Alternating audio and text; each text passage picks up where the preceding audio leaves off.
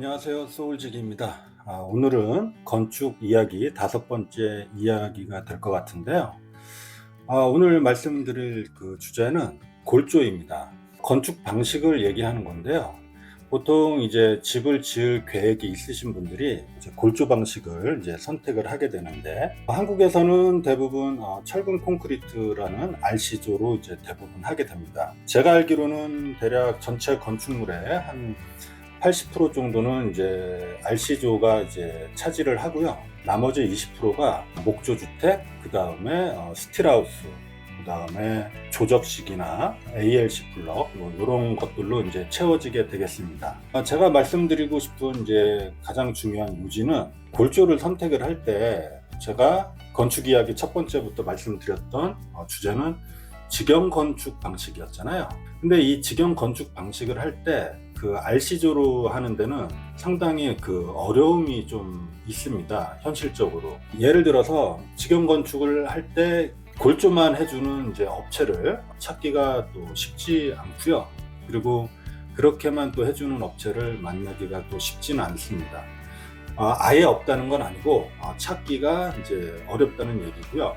그 중에서는 이제 퀄리티가 더 높은 수준의 업체를 만나기는 이제 더 쉽지 않고, 그 다음에 개인 업자 중에서도 괜찮은 업자를 만나기도 쉽지 않습니다. 그래서 확률적으로 굉장히 이제 떨어지는데, 예를 들어서 이 부분을 간과하고 그냥 어떤 업체나 어떤 업자를 만나서 대략적인 계약에 의해서 건축을 하게 되면 나중에 이제 하자가 굉장히 많이 나오는 그런 상황이 됩니다. 그래서 제가 그런 것들을 좀 많이 봐왔기 때문에 철근 콘크리트로는 이제 제가 하진 않았고요. 그리고 2014년, 13년부터 한 15년 정도 요 사이에 한국의 건축 문화에서는 어떤 게 좀 이슈화가 됐었냐면, 그 당시 때 그 아파트의 역습이다, 콘크리트의 역습, 그리고 그런 아파트나 집에 살면서 자라는 아이들이 그 아토피, 피부염이라든지 아니면 몸에 이상 반응을 일으키면서 굉장히 그 건강에 해로운 그런 것들이 이제 굉장히 그 TV 프로에서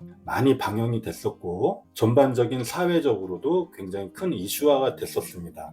그리고 그 당시 즈음 해서 이제 또 이슈화 됐던 키포인트가 그 라돈 문제였잖아요. 라돈도 굉장히 큰 이슈화가 됐었습니다.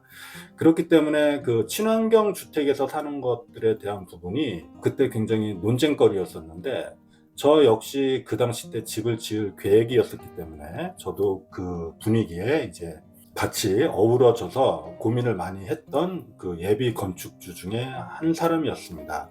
라돈이라는 단어를 제가 얘기한 김에 잠깐 이제 첨가해서 말씀을 드리면, 그 라돈이 한국 같은 경우에는 그 화강석 계열의 그런 토질이 굉장히 많기 때문에 그 라돈 측정기 요만한 거 좀 유명한 업체 거를 구입을 해가지고 저희 집 마당에 라돈 측정을 한 적이 있었는데 깜짝 놀랐습니다. 저희 집 마당뿐만이 아니고 대부분의 한국 토질에서는 라돈이 생각보다 많이 검출이 됩니다. 그런데 이런 게 그렇게 큰 이슈화가 되지 않았죠. 그 얘기는 제가 또 차후에 또 영상을 하나 만들어서 이제 저 올릴 계획입니다.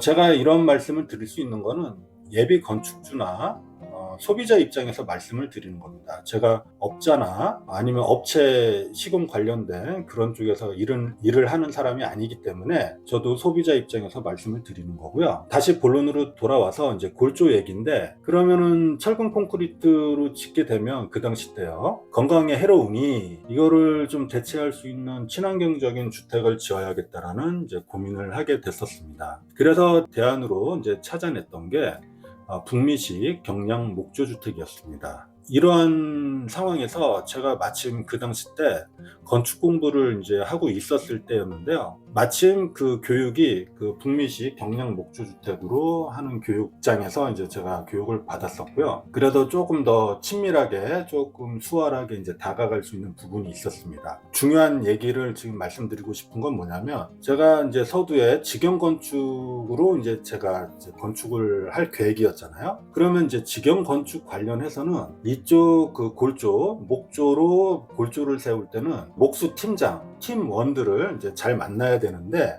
이게 생각보다 만나기가 쉽지 않습니다. 그런데 이제 제가 다행히 그쪽 옥조주택 공부를 하면서 그 당시에 공부를 하러 온 사람들 중에 현업으로 목수로 일을 하시는 분들이 공부를 많이 하러 왔었고요. 그리고 그쪽 교육장에 관련된 이제 지인분들이 목수가 또 꽤 있으셨고, 그 다음에 저하고 같이 실습하고 이론 교육을 같이 받았던 동기분들 중에 저하고 이제 나이도 비슷한 분이 계셨는데, 그분도 이제 목수 일을 하셨습니다. 그래서 정보 교환이 좀 수월하게 이루어졌었고, 그걸로 인해서 이제 목조주택으로 이제 제가 직영 건축을 할 수 있는 그런 토대가 됐었고, 그 선택을 하게 된 계기가 됐었습니다. 건축 이야기 5번째 요 주제에서 제가 중요하게 말씀드리고 싶은 건 뭐냐면, 목조주택이 되었든 철근 콘크리트 주택이 되었든 블록으로 짓는 주택이 되었든 건축 방식은 상관이 없습니다. 스틸하우스도 마찬가지예요.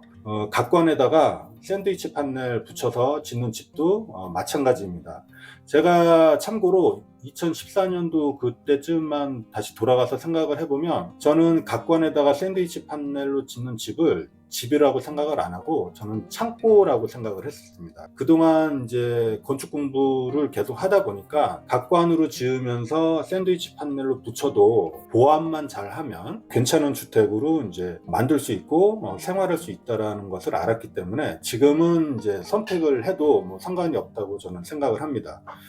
이렇게 해서 이제 제가 말씀드리는 건 뭐냐면, 각각의 골조 방식에 대한 교육기관이 찾아보시면 있어요. 찾아보신 업체들 중에서 시간이나 교육 커리큘럼, 교육 비용도 이제 좀 포함이 되는데, 여러 가지 제반 사항들이 나하고 맞는다 생각이 되시면 과감하게 돈하고 시간을 투자하셔가지고 교육을 꼭 받으셔야 됩니다. 교육을 받은 만큼 나중에 내 집을 지을 때 몇 배로 돌려받을 수 있는 그 보상의 기회가 찾아옵니다. 그러니까 무조건 교육을 받으신 후에 건축을 하시는 거를 이제 강추를 드리고요. 교육기관에서 또 생기는 그 인맥 인프라가 또 있습니다. 그것이 또 이제 무시하지 못하는 또 어떤 굉장히 좋은 정보가 되기 때문에 꼭 교육기관에서 교육을 받으라는 말씀을 좀 드리고 싶었습니다.